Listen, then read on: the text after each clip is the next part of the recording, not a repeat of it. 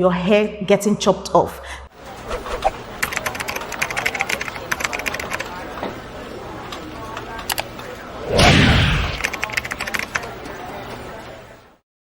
Hey guys, welcome back to my YouTube channel. It's your girl Vivian Wogo. If you're seeing me for the very first time, my name is Vivian Wogo. Okay, please do not forget to subscribe. Do not forget to click on the subscribe button, please, and support me, alright? Now today I want to talk about what to expect when you leave your country. A lot of times when we think of leaving the country, we are too excited to leave that we forget that there are going to be a lot of things that will follow up. Things that has a lot to do with culture shock.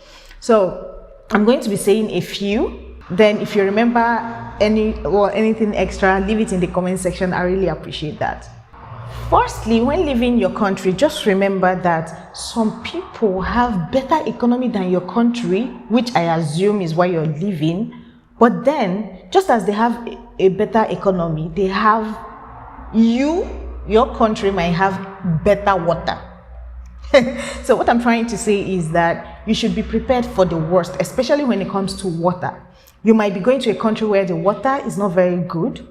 They are just managing, or what they used to treat their water is different from what you're used to in Nigeria or your country. So it affects things like your skin and your hair. So when you leave your country, expect, in most cases, you experience change in your skin. So do not be surprised when you experience these changes in your skin and also your hair getting chopped off, because maybe the nature of the water you're used to is not what your hair is used to, and it needs time to adjust. When I left my country, I had these experiences. Firstly, I had a whole lot of breakouts on my face, and then my hair was chopping off like I had one problem or like that. But it later got settled a little bit because I was able to find products that could work for my hair, and that stopped, and then my skin gradually readjusted.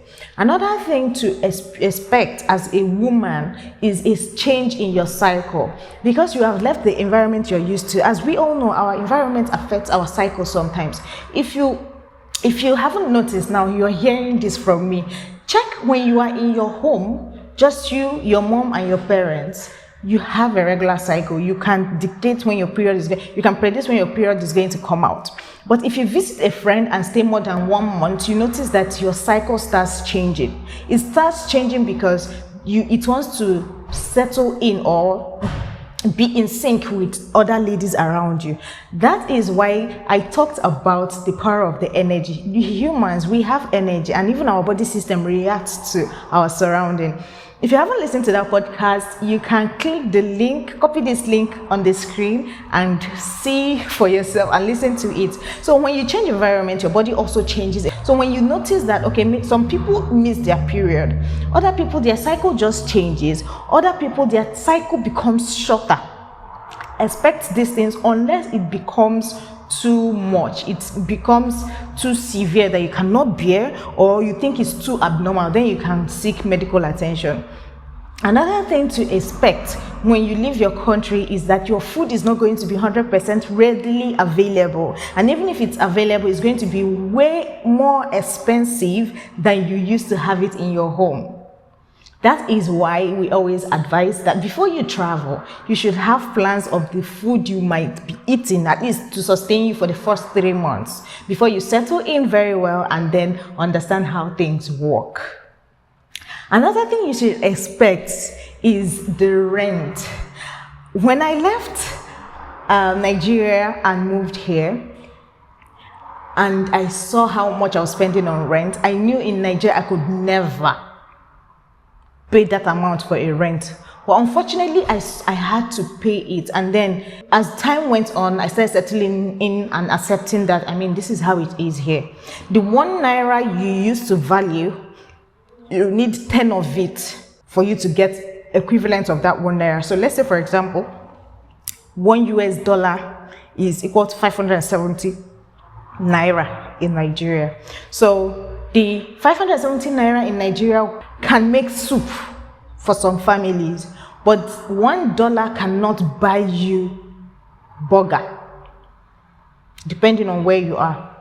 the country you are in. So have this already in your mind, so that when you travel and you're converting money, you just know that, okay, I was expecting this. Because I didn't really factor this in until I got here. And then when I'm converting money, people will be telling me, why are you converting? You're not in Nigeria. Fam, allow me.